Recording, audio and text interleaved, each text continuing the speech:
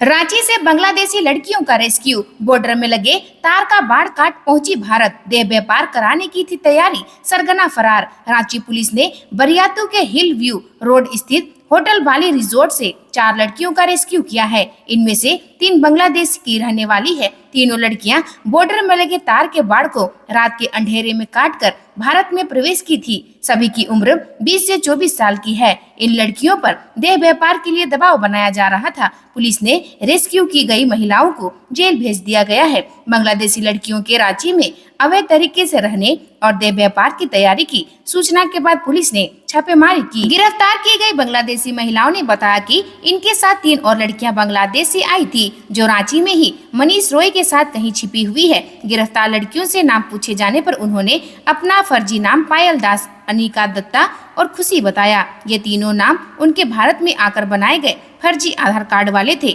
जबकि उनका असली नाम निम्पी बरुआ उर्फ पायल दास, शर्मीन अख्तर उर्फ अनीता दत्ता और नीपा अख्तर उर्फ खुशी है।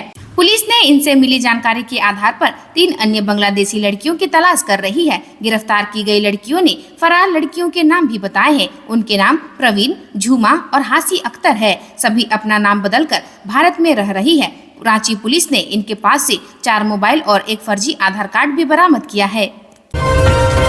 मोदी की वापसी पर चाय दुकानदार ने बांटी खीर। 3 दुकानदारों ने मिलकर बनाई खीर। कहा, सीट थोड़ी कम हो गई, नहीं तो जश्न और बड़ा होता। लोकसभा चुनाव के परिणाम के बाद यह लगभग तय है कि एक बार फिर मोदी प्रधानमंत्री होंगे। राजधानी रांची के रातू रोड चौराहे से हरमू रोड के रास्ते विशाल मेगा मार्ट के सामने अशोक चौरसिया की दुकान है। इसी कतार में तीनों रिश्तेदार दुकान चलाते हैं। अशोक चाय की दुकान चलाते हैं, राम स्नेह प्रसाद चौरसिया पान की दुकान चलाते हैं और मनोज चौरसिया लिट्टी बेचते हैं। मोदी की जीत से यह इतने उत्साहित हुए कि मुफ्त में खीर बांट दी। तीनों का भाजपा या उनकी राजनीतिक पार्टी से कोई संबंध नहीं है, लेकिन मोदी के समर्थक है। उनकी वापसी पर उन्होंने लोगों को मुफ्त में खीर बांटी है। लोगों के बीच खीर बांट रहे राम स्नेह प्रसाद चौरसिया कहते हैं, यह केवल खीर नहीं है, बल्कि हमारी भावना है जो नरेंद्र मोदी के प्रति है। उनकी जीत हुई है, यह हमारी खुशी है। आज दुनिया भर के देशों में हमारी अलग पहचान है। अशोक चौरसिया कहते हैं, थोड़ी सीट कम आई, मामला गड़बड़ा गया,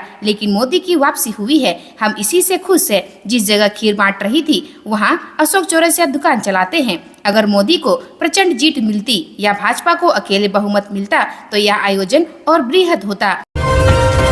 बीजेपी के फायर ब्रांड नेता का नया कीर्तिमान। 10 राउंड तक घटती बढ़ती रही धड़कन, अंत में मार दिया चौका। भाजपा के फायर ब्रांड नेता डॉक्टर निशिकांत दुबे ने गोड्डा लोकसभा क्षेत्र में चौका लगाकर रिकॉर्ड बनाने का काम किया है। उन्होंने कांग्रेस प्रत्याशी प्रदीप यादव को 1,01,813 मतों से पराजित किया है। गोड्डा लोकसभा क्षेत्र में दुबे ने पहली बार भाजपा के टिकट पर 2009 के चुनाव में जीत दर्ज की थी। इसके बाद 2014 और 2019 में भी जीत दर्ज की। 2024 के चुनाव में उनकी चौथी जीत है। गोड्डा में पहली बार किसी ने लगातार 4 बार जीत दर्ज की है। इससे पहले भाजपा से जगदम्बी प्रसाद यादव 3 बार सांसद रहे थे, लेकिन डॉक्टर दुबे ने इस बार सारे रिकॉर्ड को तोड़ते हुए नया कीर्तिमान बनाया है। दुबे की पहचान भाजपा की फायर ब्रांड नेता के रूप में हो रही है। वह लोकसभा भाजपा की ओर से विपक्ष पर हमेशा हमलावर रहते हैं। राज्य में भी झामुमो पर लगातार हमला करने के लिए जाने जाते हैं।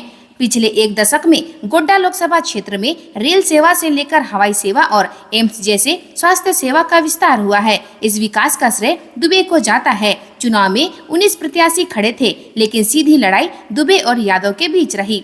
पहले राउंड में भाजपा को करीब 3000 वोट से बढ़त मिली थी। दूसरे राउंड में कांग्रेस ने करीब 800 वोट से बढ़त ले ली। तीसरे राउंड में भी कांग्रेस प्रत्याशी ही आगे रहे, लेकिन चौथे और 5वें राउंड में फिर से भाजपा ने बढ़त हासिल कर ली। वहीं छठे राउंड में कांग्रेस आगे रही। इस तरह 10वें राउंड तक आगे पीछे का दौर चलता रहा। इसके बाद के चक्र में भाजपा के वोटों की संख्या बढ़ती चली गई। 18वें राउंड में एक बार फिर से प्रदीप यादव ने मामूली बढ़त ली, लेकिन बाद के चक्र में कांग्रेस प्रत्याशी के वोट गिरते चले गए। कल्पना सोरेन ने बनाया रिकॉर्ड, ऐसा करने वाली पहली महिला बनी। हेमंत सोरेन का सपना किया साकार। गांडे विधानसभा उपचुनाव में पूर्व मुख्यमंत्री हेमंत सोरेन की पत्नी झामुमो प्रत्याशी कल्पना सोरेन ने जीत दर्ज की। उन्होंने भाजपा के दिलीप वर्मा को पराजित किया है। गांडे के विधायक सरफराज अहमद के इस्तीफे के कारण 20 मई को गांडे विधानसभा उपचुनाव के लिए मतदान हुआ था। कल्पना सोरेन ने हेमंत सोरेन के जेल जाने के बाद पूरी तरह से चुनावी मैदान में उतरकर मोर्चा संभाले रखा और जनता के बीच में जाती रही। उन्होंने यह चुनाव जीतकर झामुमो का सपना साकार किया। दरअसल गांडे लोकसभा क्षेत्र जब से अस्तित्व में आया है, उसके बाद से ही यहां किसी महिला ने चुनाव में जीत दर्ज नहीं की है। वह चुनाव में जीत दर्ज करने वाली पहली महिला बनी। गिरिडीह जिले का गांडे विधानसभा क्षेत्र वर्ष 1977 में अस्तित्व में आया था। उसके बाद कई चुनाव हुए, लेकिन कोई भी महिला प्रत्याशी इस सीट से चुनाव नहीं जीत पाई। विश्व पर्यावरण दिवस, क्यों बढ़ रहा है तापमान, पर्यावरण पर कितना बड़ा संकट, वृक्षारोपण संगोष्ठी कार्यक्रम का हुआ आयोजन। विश्व पर्यावरण दिवस के मौके पर बरियातू रोड स्थित स्वर्ण रेखा कॉलेज ऑफ नर्सिंग में पर्यावरण जागरूकता अभियान के तहत सेमिनार का आयोजन किया गया। इस परिचर्चा में पर्यावरण को लेकर गंभीर खतरे क्या है, कैसे इनसे बचा जा सकता है, झारखंड में पर्यावरण की स्थिति क्या है, इन विषयों पर विस्तार से चर्चा हुई। सभी अतिथियों ने संयुक्त रूप से पर्यावरण दिवस पर पर्यावरण संरक्षण के प्रति जागरूक होने के लिए अपने अपने विचार साझा किए। बढ़ती गर्मी और हीट वेव से जनजीवन त्रस्त हो चुकी है। हम सबको आगाह होने की जरूरत है। बढ़ते ग्लोबल वार्मिंग को देखते हुए हम सभी को अधिक से अधिक पेड़ लगाने की जरूरत है, तभी हम सभी पर्यावरण को संरक्षित कर सकते हैं। जमीन कारोबारी की हत्या के 5 दोषियों को जमशेदपुर अदालत ने सुनाई उम्र कैद की सजा, 1-1 लाख रुपये जुर्माना लगाया। मानगो नूर कॉलोनी निवासी व जमीन कारोबारी सबा उल हक उर्फ मोहम्मद दानिश की हत्या मामले में बुधवार को प्रधान जिला एवं सत्र न्यायाधीश अनिल कुमार मिश्र की अदालत ने फैसला सुनाया। अदालत ने 5 आरोपियों को आजीवन कारावास की सजा सुनाई और 1-1 लाख रुपये का जुर्माना लगाया। ये मामला 2020 का है। जमशेदपुर की अदालत ने शहनवाज खान उर्फ डाबर समेत सरफराज आलम उर्फ छोटू, मोहम्मद सलीम उर्फ गुड्डू, मकसूद आलम उर्फ काला मकसूद और शेख फैयाज को आजीवन कारावास की सजा सुनाई और 70,000 रुपये जुर्माना लगाया, जबकि आर्म्स एक्ट के मामले में 7 साल की सजा और 30,000 रुपये जुर्माना लगाया। कोर्ट ने 1 जून को सभी 5 आरोपियों को दोषी करार दिया था। सभी आरोपियों की वीडियो कॉन्फ्रेंसिंग के जरिए कोर्ट में पेशी हुई थी। इस मामले में कुल 9 लोगों की गवाही हुई थी। बचाव पक्ष की ओर से अधिवक्ता शंभू दयाल, आनंद झा और डॉक्टर सतीश कुमार पैरवी कर रहे थे। घटना 29 दिसंबर 2020 की है। मांगो नूर कॉलोनी निवासी व जमीन कारोबारी सबा उल हक उर्फ मोहम्मद दानिश 29 दिसंबर 2020 को स्कूटी से नमाज पढ़ने गए थे। आजाद नगर रोड नंबर 13 में स्कूटी सवार 3 बदमाशों ने गोली मारकर दानिश की हत्या कर दी थी। दानिश और डाबर के बीच जमीन को लेकर विवाद चल रहा था। वारदात के बाद से डाबर को छोड़कर सभी आरोपी जेल में हैं। ट्रांसजेंडर की शिकायत के लिए थाने में बनेगा स्पेशल डेस्क।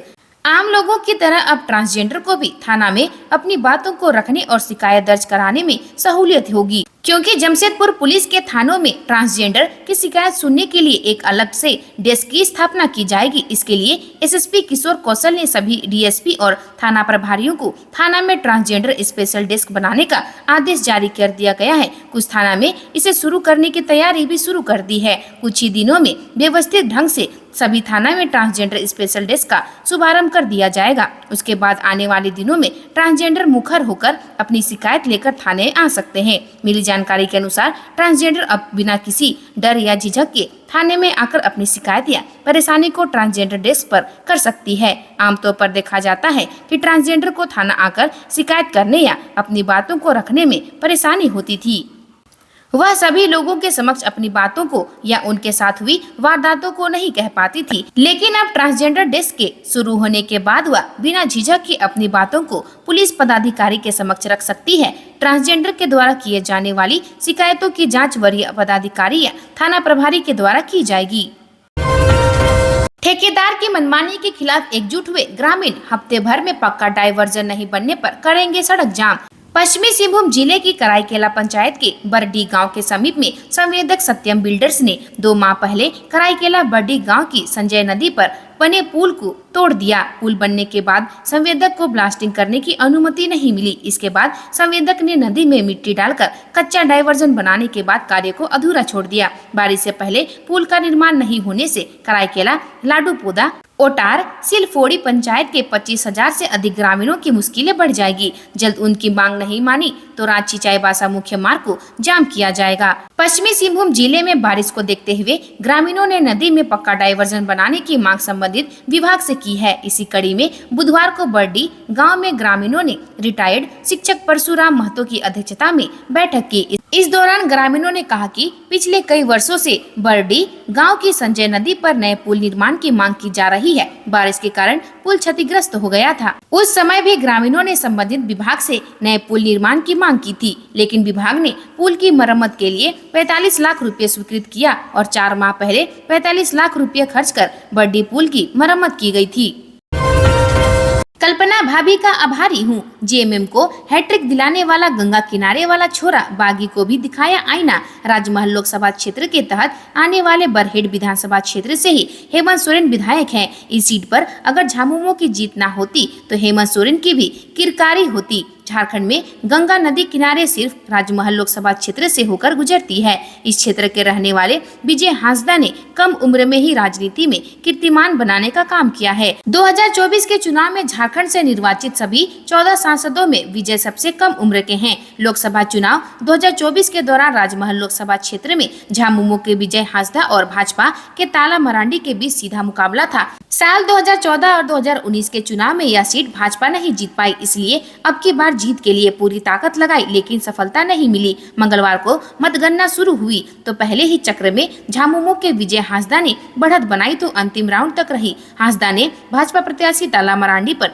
जीत दर्ज कर राजमहल में झामुमो को परचम लहरा दिया। तीसरे स्थान पर निर्दलीय लोबिन हेम्ब्रो, चौथे स्थान पर गोपीन सोरेन तथा 5वें स्थान पर महेश पहाड़िया रहे। थोड़ी सी कसर रह गई। झारखंड कांग्रेस नेताओं में कम सीटें जीतने का अफसोस। झारखंड कांग्रेस के प्रभारी गुलाम अहमद मीर ने कहा कि पूरे देश में संविधान बचाने की लड़ाई थी और हमने यह लड़ाई अच्छी लड़ी। उन्होंने कार्यकर्ताओं को संबोधित करते हुए कहा कि थोड़ी सी कसर रह गई और कुछ सीटें हमें मिलनी चाहिए थी। मौके पर प्रदेश कांग्रेस अध्यक्ष राजेश ठाकुर ने कहा कि दोनों सांसद सिर्फ अपने अपने क्षेत्रों के लिए ही नहीं, पूरे झारखंड के लिए आवाज उठाएंगे, झारखंड की जनता की आवाज बनेंगे। मौका था खूंटी और लोहरदगा के नवनिर्वाचित सांसदों के अभिनंदन समारोह का। खूंटी के सांसद कालीचरण मुंडा एवं लोहरदगा के सांसद सुखदेव भगत का अभिनंदन प्रदेश कांग्रेस अध्यक्ष राजेश ठाकुर की अध्यक्षता में कांग्रेस मुख्यालय में किया गया। मौके पर मुख्य अतिथि के रूप में मौजूद प्रदेश कांग्रेस प्रभारी गुलाम अहमद मीर ने कहा कि इस बार के चुनाव में इंडी गठबंधन का मुद्दा आम आदमी के लिए था, उनके अधिकारों को बचाने के लिए था। आपके सहयोग से सभी सीटों पर अच्छी लड़ाई लड़ी, लेकिन हम थोड़े कम सीट पर विजयी रहे। आज के लिए बस इतना ही। मिलते हैं अन्य नई खबरों के साथ में। धन्यवाद।